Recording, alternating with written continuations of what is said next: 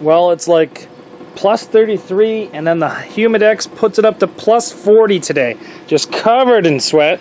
Repping my 2015 Bash for Cash shirt.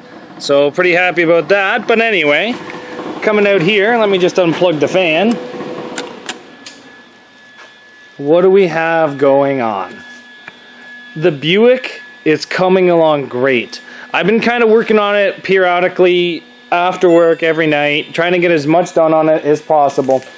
And this is the state we're at right now. The bumper is tack welded on, but my auto shield just decided to stop auto. So it is just giving me welder's flash, and it's hurting my eyes. We've chose the bumper for it. We have made new motor mounts. We've moved the coil packs. We've got Cassandra's window bar thing on there. We have my NG Customs cage inside of it. Let me just get to this cage. We have the cage inside of it all bolted together, bolted in. Got the gas tank, the battery. We've got my new shifter into this thing. Just have to clean up the wiring around it so it doesn't look so bad. The car's coming along quite well. I do have to cut these bumpers down and fold them in, so that is something I will have to do very shortly. But this 95 motor, the wiring harness was not easy to move. I must have spent 2 nights just moving and cutting apart and extending wires and trying to fish wires out and bring them all back, but I did it. The thing runs. I did cap the rear brakes, as you guys can see right here, and the brakes are capped, but that doesn't really matter because the front passenger side brake does not work, so I need to run a new brake line to the front passenger side. I don't know. We got the bumper on there. It looks pretty good, does it not? Put a license plate right there. Drive it to the show. There's still quite a bit that we have left to do to this car. We have to put our threaded rod into the front of it. We have to put our threaded rod into the back of it. Got to trim the bumper down, fix the brake lines, plumb up the water system, the radiator. We have to put the headers on it because I actually did order headers for this because I have two 3100s, so might as well buy a set of headers while the going's good. They're coming here from a guy that has just started making headers. These are not Jeffy's headers. These are not Gray Area's headers. These are not Elliott, DEC. These are an independent header guy. So I told him I'd buy a set, put them on, see how they go, and give an open review on YouTube. So that will be coming up shortly when they come in the mail. They're already paid for and shipped. Oh, Cassandra's been out here with the purple paint. Can't really argue her. She wants this thing to be purple. So I don't know what's going on. I don't really care. Painting, as you can see, is not my forte with Cannibal. But, I don't know. Pretty happy with how this thing's going. I've put a lot of time into this. Like I said, the wiring harness alone has taken me probably 3 nights. Because I'm not really used to this. And I didn't really know what I was doing. I was just kind of trying to trace wires back. I still have to plug this one back in. I don't know what it does.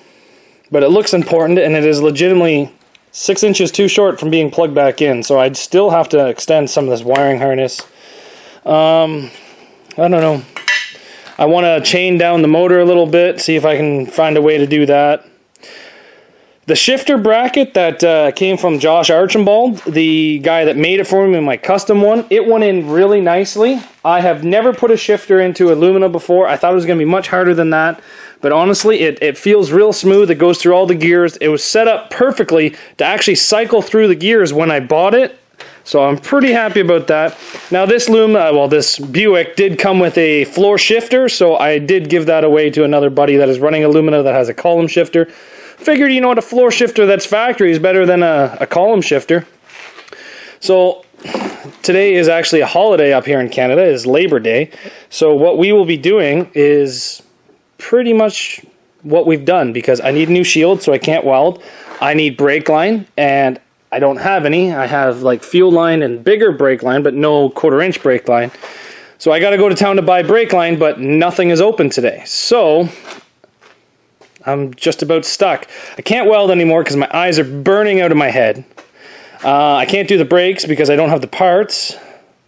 I guess I could seatbelt the doors shut, but that's really only 20 minutes worth of work. I guess I could start putting the threaded... No, I can't put the threaded rod because it will burn my eyeballs out of my face. I don't know. It's been coming along pretty good. This is one of my first W bodies. Well, it's one of my first W bodies that I've actually put effort into. About 3 years, actually, time flies, probably 7 years ago.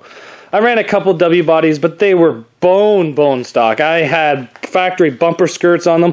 I even left the computer in the factory spot because I had no idea to even move the computers.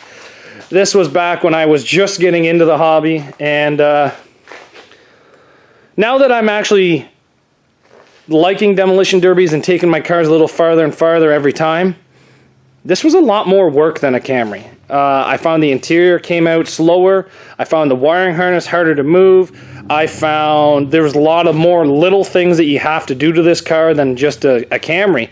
But maybe that's because I'm so used to Camrys now. But I don't know. What do you guys think? What is an easier car to build? A W body, Lumina, Buick, whatever you want to run as your W body, or a Toyota Camry, Solera, or Avalon? Now, I know that these cars are bigger. I know the wheelbase is bigger. I know the V6 is a lot bigger than the four-cylinder Camrys that I play with, but this is kind of opening my eyes a lot to what you Americans do, because basically W bodies really run the American compact scene.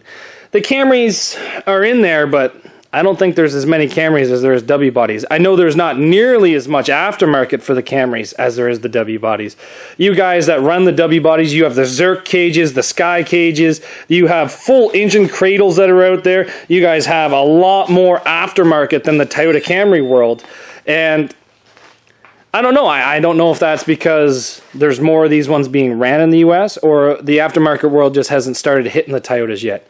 I'd like to start getting my my hands on and trying to sell some stuff for Toyotas that is aftermarket, maybe some motor mounts and fun stuff like that, but that's still months and months away. But I don't know. The wife is going to be driving this, so what do you guys think of it? I'm pretty happy with it.